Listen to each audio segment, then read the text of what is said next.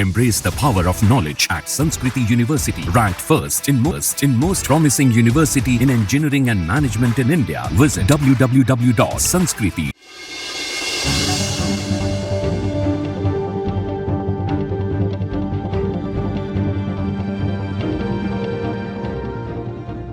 हरियाणा विधानसभा चुनाव की तारीख जैसे जैसे नजदीक आ रही है, वैसे वैसे इस चुनाव का मुकाबला और भी ज्यादा दिलचस्प होता जा रहा है। राज्य में मुख्य मुकाबला बीजेपी और कांग्रेस के बीच है। हालांकि ऐसी चर्चाएं जरूर थी कि कांग्रेस और आम आदमी पार्टी साथ मिलकर हरियाणा विधानसभा का चुनाव लड़ सकती है, लेकिन अरविंद केजरीवाल की आम आदमी पार्टी ने 20 उम्मीदवारों के नाम का ऐलान कर दिया। इस ऐलान के साथ ही ऐसे संकेत मिल रहे हैं कि दोनों दलों के बीच अब गठबंधन नहीं होगा।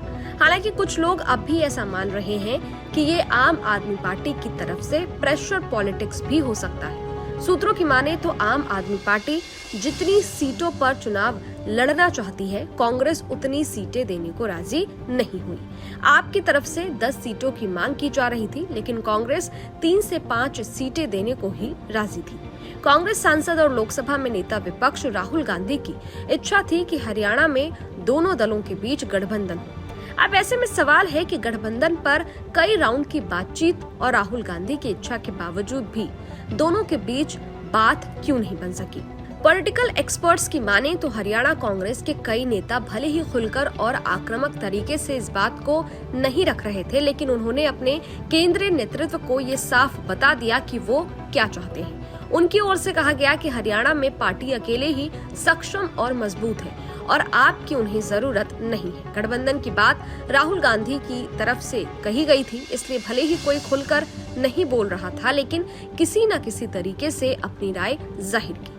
इन सब के बीच कांग्रेस पार्टी का एक धड़ा इस बात को लेकर सवाल खड़े कर रहा था कि जो दिल्ली और पंजाब में हुआ है वो हरियाणा में हो सकता है। दिल्ली और पंजाब दोनों ही राज्यों में आप के आने से कांग्रेस को ही सबसे ज्यादा नुकसान हुआ है। इनका कहना था कि आज हरियाणा में आप उतनी मजबूत नहीं है, लेकिन कांग्रेस पार्टी अगर स्पेस देती है तो जो हाल दिल्ली और पंजाब में हुआ है वो हरियाणा में भी हो सकता है।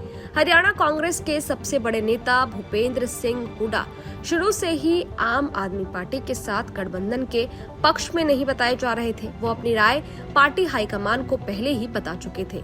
रणदीप सुरजेवाला ने भी कहा कि हरियाणा में आप के बिना भी कांग्रेस पार्टी चुनाव जीतने में सक्षम है। ऐसा सवाल जब कांग्रेस नेता कैप्टन अजय सिंह यादव से हरियाणा चुनाव के लिए पूछा गया तो उन्होंने एक लाइन में जवाब दे दिया। अजय सिंह यादव ने कहा कि हरियाणा में आपका कोई भी आधार नहीं है और मुझे लगता है कि हम उन्हें वहां क्यों जगह दें।